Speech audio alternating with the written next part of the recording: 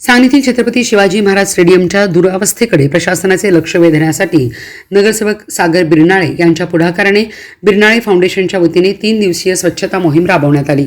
स्टेडियममधील अस्वच्छता, तुटलेल्या गॅलऱ्या, खराब झालेले शौचालय आणि मैदानावर वाढलेले गवत यामुळे खेळाडूंना मोठ्या अडचणीचा सामना करावा लागत होता। छत्रपती शिवाजी महाराज स्टेडियममध्ये गेल्या काही काळापासून दुरावस्था झाली आहे। शौचालयांची अवस्था खराब झाली होती, गॅलरीचे काही भाग तुटले होते, तर मैदानावर मोठ्या प्रमाणात गवत वाढल्याने खेळाडूंना सराव करताना अडथळे निर्माण होत होते। या समस्याबाबत नगरसेवक सागर बिरनाळे यांनी महापालिका प्रशासनाकडे वारंवार पाठपुरावा केला, मात्र अपेक्षित प्रतिसाद न मिळाल्याने अखेर बिरनाळे फाउंडेशनच्या माध्यमातून 3 दिवसाची स्वच्छता मोहीम हाती घेण्यात आली। या मोहिमेत स्टेडियम परिसराची स्वच्छता करण्यासोबतच शौचालयाची डागडुजी, रंगरंगोटी तसेच पडलेल्या भिंतींचे बांधकाम करण्यात आले। मैदानावरील वाढलेले गवत आणि परिसरातील अस्वच्छता दूर करण्यात आली। खेळाडूंना चांगल्या सुविधा मिळाव्यात यासाठी यापुढेही आवश्यक त्या सुविधा उपलब्ध करून देण्यासाठी प्रयत्नशील राहणार असल्याची ग्वाही नगरसेवक सागर बिरनाळे यांनी यावेळी दिली आहे। बिरनाळे फाउंडेशन तर्फे हा उपक्रम चालू केलेला आहे। स्टेडियमची दुर्दशा फार झालेली, यात महानगरपालिकेची आणि शासनाची उदासीनता भरपूर दिसली। ज्या दिवशी मी इथं आलेलो त्या दिवशी मुलींना स्वच्छतागृह इथं नव्हतं। आपल्या इकडे एवढे चांगले ॲथलीट्स तयार होतात, एवढे चांगले क्रिकेटर्स तयार होतात, पण त्यांना सुविधा म्हणून इथं काही नव्हतं। भरपूर प्रयत्न केला आम्ही, शासनाचा पाठपुरावा केला, पण तिथून काही निष्पन्न झालं नाही। बिरनाळे फाउंडेशनच्या सगळ्या मेंबर्सनी एकत्र येऊन ठरवलं की आपणच हे सगळं करायचं। त्यावेळेसपासून बऱ्याच 15 दिवसापासून जिकडे तिकडे भिंतीची पडझड झालेली तिथं भिंती बांधून घेतल्या, काही ठिकाणी पत्रे मारून घेतले, बाथरूमचं काम चालू केलं। त्याबरोबर लक्षात आलं की स्वच्छतेचंही काम होत नव्हतं। आपल्या कॉलेजतर्फे NSSचा कॅम्प होता, तो सगळीकडे स्वच्छता केली जाते, तर तसा उपक्रम आपण 3 दिवस घेतला। काल फार्मसीच्या मुलांनी येऊन भरपूर स्वच्छता केली, आज आयुर्वेदिकचे सगळे डॉक्टर्स येऊन स्वच्छता करतात आणि उद्या पुन्हा आर्किटेक्चर कॉलेजची मुलं येऊन रंगरोटी करतील। असा उपक्रम आपण इथं घेतलेला आहे। खंत वाटते की इतक्या चांगल्या क्रीडांगणाची इतकी दुर्दशा करून टाकलेली आहे।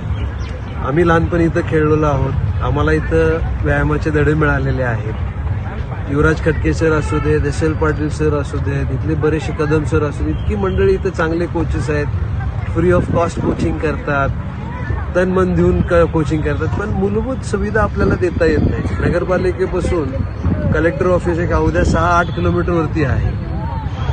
कालच्या महासभेला पाहिलं तर दंगा केला, ओरडाओरडा झाला, महासभा गुंडाळी गेली।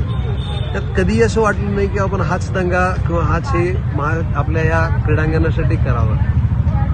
कोणत्याही परिस्थितीत महानगरपालिकेकडनं काय होईल अशी शक्यता कमी वाटते।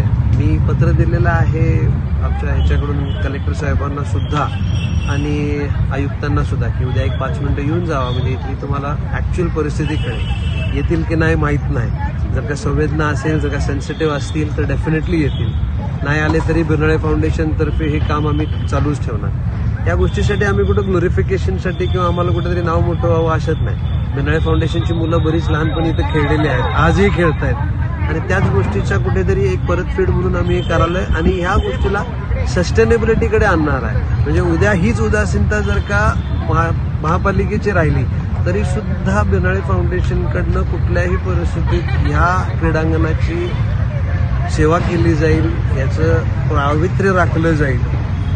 सांगणार नाही, तुम्ही कव्हर केलं त्याबाबतीत तुमचे भरपूर आभार।